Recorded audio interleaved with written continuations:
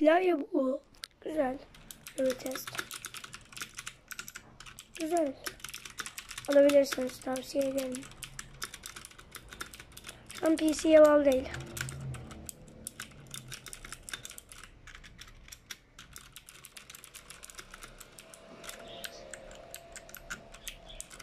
Şöyle ışık modları şunlar.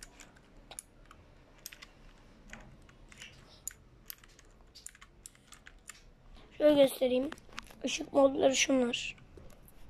Hemen şu şekilde.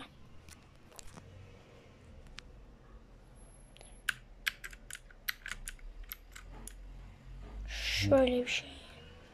Insert on PC yap. Delete and şu kısmın hepsi artı Fn. Fn artı şu kısmın hepsi. Ama önce Fn'e basmanızı tavsiye ederim, öyle. Açılır bu arada. Klavyenin altı şöyle. Metalik yüzey var. Böyle.